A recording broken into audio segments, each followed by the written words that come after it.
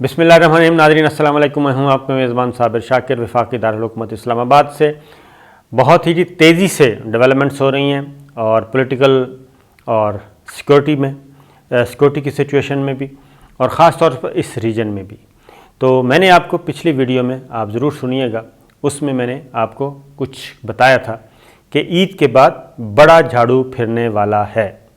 पिछली वीडियो सुन लीजिएगा, रिपीट करने की ज़रूरत नहीं है। बात को उससे आगे बढ़ाता हूँ कि कल क्या अहम तरीन फ़ैसले हुए और अब क्या तेज़ी आने वाली है,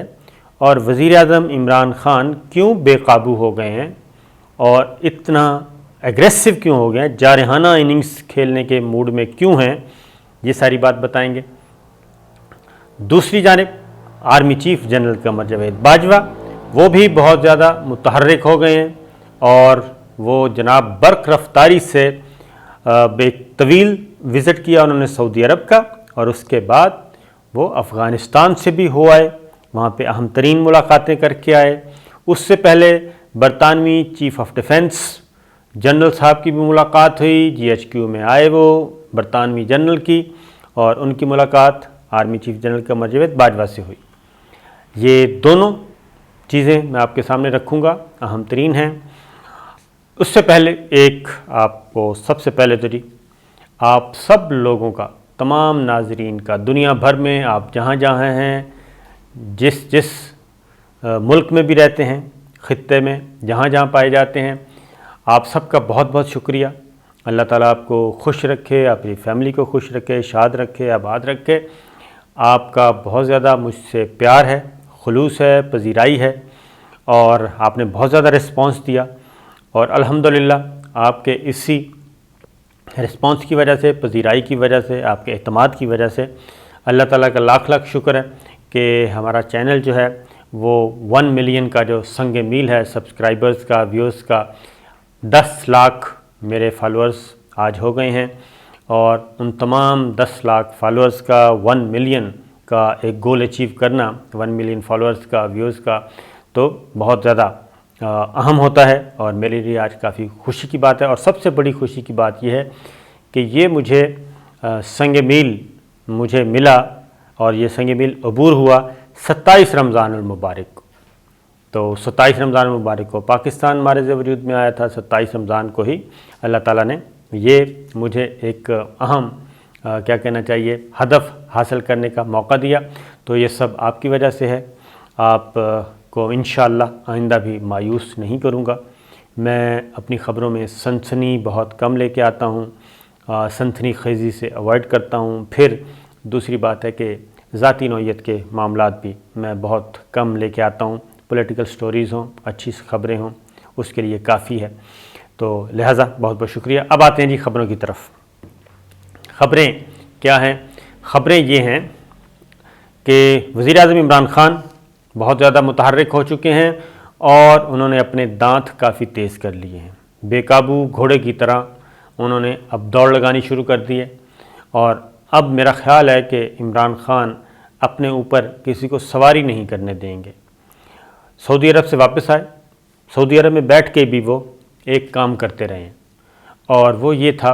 कि शहबाज शरीफ साहब का मामला, यहाँ से कज़िया शुरू हुआ।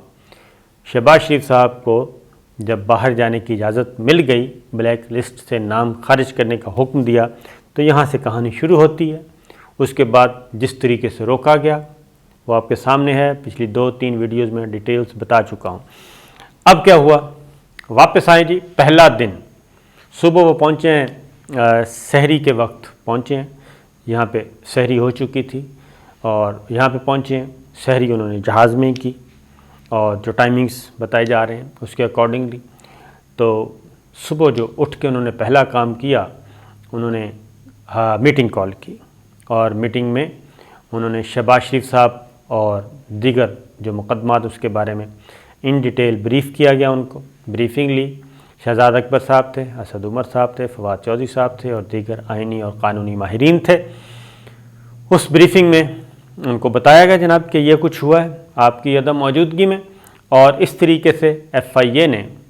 ये काम किया है और उनको रोक लिया गया है और उनको नहीं जाने दिया गया। تو اس پہ وزیر اعظم عمران خان نے کافی اپریشیٹ کیا، خوش تھے کہ شہباز شریف صاحب کو بقول ان کے وہ فرار ہونا چاہ رہے تھے، نہیں ہونے دیا۔ اس کے بعد ہوا یہ ہے کہ ایک تو بات انہوں نے کہی کہ جناب ان کو چیلنج کریں آپ کورٹ میں، اور نہ صرف کورٹ میں چیلنج کریں بلکہ یہ معاملہ اب یہاں رکنا نہیں چاہیے، اور اب عدالتوں سے یہ جو ریلیف حاصل کر لیتے ہیں اور کمزور نوعیت کے وکیل پروسیکیوشن کی طرف سے جاتے ہیں، یہ معاملہ بھی اب بند کریں، یہ چیپٹر بھی کلوز کریں، اور اب جو اپیلیں فائل کرنی ہیں وہ خواہ ہائی کورٹ میں کریں یا سپریم کورٹ میں کریں، ان اپیلوں میں اچھے قانون دان لے کے جائیں، تگڑے قسم کے، جو کہ عدالت کو مطمئن کریں اور عدالت کے سامنے بہت مؤثر انداز میں حقائق سامنے رکھیں کہ جناب ریکارڈ یہ کہہ رہا ہے، اور ریکارڈ کے مطابق یہ اتنی منی لانڈرنگ ہے، یہ ساری چیزیں ہیں، یہ سارے ثبوت ہیں، تو یہ سب کچھ ہے، تو پھر جناب یہ سارا معاملہ پھر ان کو ریلیف کیوں دیا جاتا ہے؟ تو عدالت کو جا کے مطمئن کریں گے ہم، یہ فیصلہ ہوا۔ اور اس کے لیے نیب نے بھی اور تھوڑا سا زور پکڑا ہے۔ پھر ایک اور عمران خان صاحب پرائم منسٹر نے ایک کام اور شروع کر دیا ہے، اور وہ یہ ہے کہ نیب کے بجائے اب زیادہ ایف آئی اے کو تگڑا کیا جائے، کیونکہ ایف آئی اے بہت جلد رپورٹ پیش کرتی ہے اور تیز رفتاری سے انویسٹیگیشن کرتی ہے۔ وہاں پہ وہ نیب کی طرح، نیب آرڈیننس کی طرح یہ نہیں ہے کہ پہلے اپلیکیشن آئے گی، پھر انکوائری ہوگی، پھر انویسٹیگیشن ہوگی، پھر آگے جا کے وہ ایک پورا روڈ میپ۔ شوگر کا بحران آیا، شوگر بحران میں بھی ایف آئی اے کی کارکردگی ہے ہمارے سامنے، تو لہٰذا آٹا فلور والا آیا، انویسٹیگیشن ہو رہی ہے، تو یہ ساری چیزیں اب ایف آئی اے کو سونپی جائیں گی، نمبر 1۔ نمبر 2، نیب نے بھی اب تھوڑا سا حوصلہ پکڑا ہے، تو وزیر اعظم عمران خان نے واضح طور پہ ثبوت دے دیا کہ عید کے بعد مجھے رزلٹ چاہیے، اور ہم شہباز شریف ہوں یا باقی لوگ ہوں ان کو اب باہر نہیں جانے دینا، کیونکہ یہ باہر جاتے ہیں، برطانیہ ان کو اپنا سرکاری مہمان بنا لیتا ہے، یہ واپس نہیں آتے، اور اگر شہباز شریف صاحب چلے جاتے ہیں، وہ جتنا عرصہ بھی باہر رہیں گے، کیونکہ انہوں نے عدالت میں یہ کہا ہے کہ جب ڈاکٹر مجھے اجازت دیں گے میں واپس آ جاؤں گا، تو اگر یہ باہر چلے جاتے ہیں تو سارے کے سارے مقدمات جو احتساب عدالت میں چل رہے ہیں وہ ساری پروسیڈنگز رک جائیں گی، تو پروسیڈنگز رک گئیں، پاز آ جائے گا اور معاملات آگے نہیں بڑھے جائیں گے، اور یہ اپنا نیریٹو دیتے رہیں گے کہ جناب ہم نے تو دہلی کی کرپشن نہیں کی، ہمیں تو ضمانت مل گئی، ہمیں تو لاہور ہائی کورٹ نے یہ کہہ دیا ہمارے حق میں، تو یہ ہائی کورٹ کا کندھا بھی استعمال کریں گے، اور ہائی کورٹ کی ججمنٹس کو اپنے حق میں اس طریقے سے بھی استعمال کریں گے۔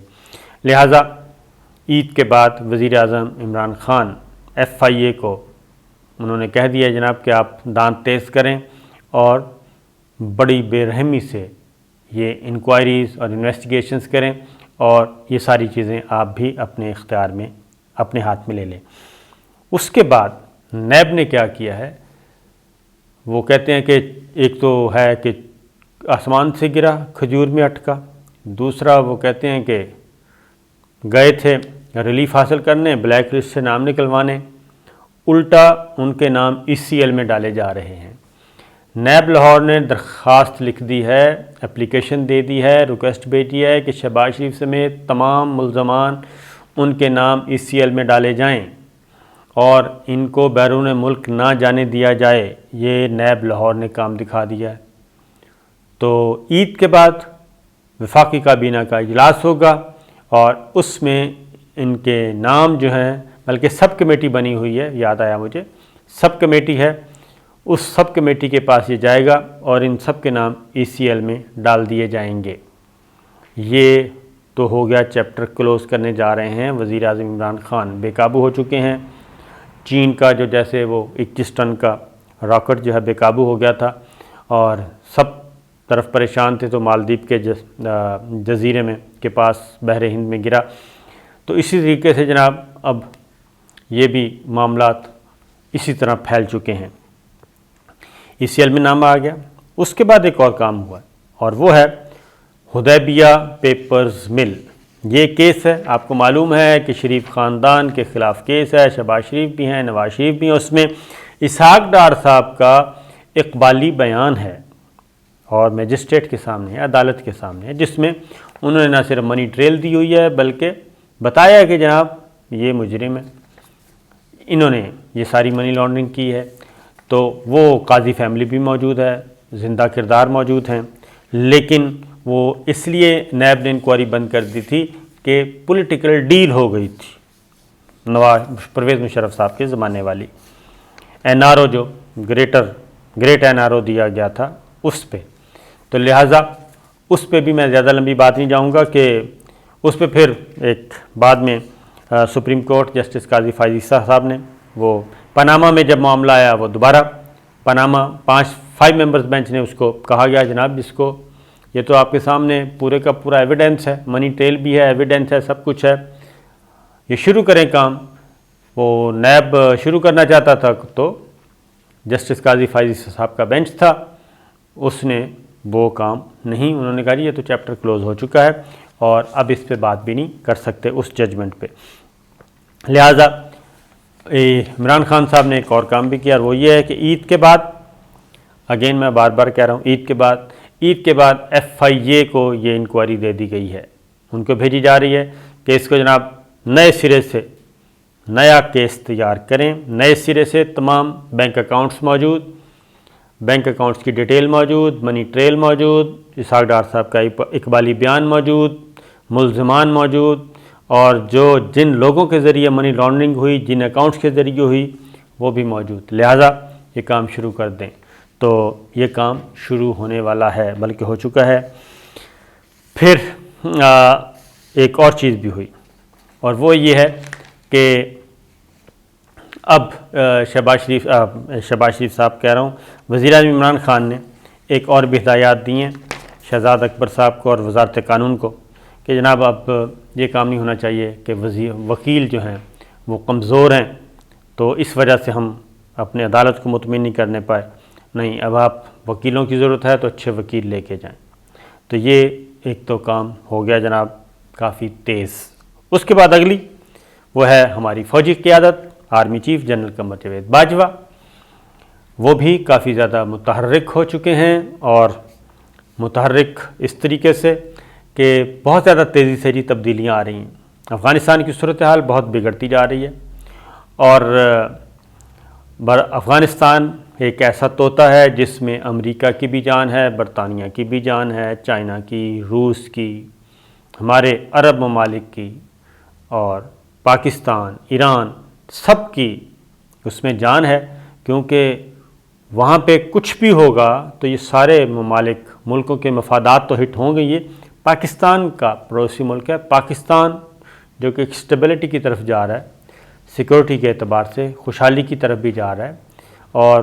الحمدللہ ہم 9/11 کے آفٹر شاک سے نکل آئے ہیں، دہشت گردی کے خلاف جنگ والے آفٹر شاک سے بھی نکل آئے ہیں، تو اس لیے یہ کافی کنسرن ہے۔ تو بہت امریکہ ہو، برطانیہ ہو، روس ہو، چائنا ہو، ایران ہو، سعودی عرب ہو، ان سب کی نظریں ہمارے GHQ کی طرف لگی ہوئی ہیں، army chief general Qamar Javed Bajwa اور ہماری افواج پاکستان ملٹری قیادت کی طرف کہ جناب افغانستان میں ہمیں پاکستان کا کردار چاہیے، پاکستان کردار ادا کر بھی رہا ہے۔ تو اسی لیے افغانستان، سعودی عرب میں بھی یہ موضوع ایک اہم ایجنڈا تھا، افغانستان کا معاملہ، تو لہٰذا فوری طور پہ آج بھی کل برطانوی چیف آف ڈیفنس، سادہ زبان میں آپ کہہ لیں کہ برطانوی فوج کے سربراہ نے ملاقات کی جنرل نیکولس نے GHQ میں، اور اس کے بعد پھر آرمی چیف کا وزٹ ہوا کابل کا، اشرف غنی سے ملاقات، عبداللہ سے ملاقات، DGISI جنرل فیض حمید ساتھ موجود تھے۔ تو اس میں بھی افغانستان کا جو اس وقت ایک طرف غیر ملکی فوج انخلا ہو رہا ہے، دوسری جانب وہاں پہ حالات دن بدن بگڑتے جا رہے ہیں، دن بدن کیا بلکہ لمحہ بلمحہ بگڑتے جا رہے ہیں، سیکورٹی کی صورتحال بہت زیادہ خراب ہو رہی ہے، دہشت گردی کے حملے بھی ہو رہے ہیں، حادثے ادروائز بھی حملے ہو رہے ہیں، لڑائیاں ہو رہی ہیں، جنگ ہو رہی ہے، تو یہ بھی چیز ایک ہے۔ تو یہ بھی ہمیں ذرا نظر رکھنی چاہیے کہ جناب اور اس لیے پاکستان اور army chief general Qamar Javed Bajwa کافی متحرک ہوئے ہیں، کیونکہ یہ افغانستان کا معاملہ جو ہے وہ کافی امپورٹنٹ ہوگا بڑی طاقتوں کے لیے بھی، اور پاکستان کے لیے تو ہے ہی ہے۔ اس کے بعد ایک اور بھی آرمی چیف افواج پاکستان کی طرف سے اور پاکستان کی طرف سے واضح طور پہ یہ کہا گیا ہے کہ ہم امریکہ کو کسی قسم کے فوجی اڈے نہیں دیں گے۔ ہم بڑی مشکل سے یہ بیگانوں کی لڑائیوں سے نکلے ہیں، بیگانوں کی جنگ سے نکلے ہیں، تو لہٰذا مستقبل میں بھی ہمارا کوئی ارادہ نہیں ہے۔ جو ہم اطلاعات مختلف ذرائع ابلاغ سے، مغربی ذرائع ابلاغ خاص طور پہ دے رہے تھے کہ امریکہ نئے فوجی اڈوں کی تلاش میں ہے، اور اس میں وسط ایشیائی ریاستیں شامل تھیں،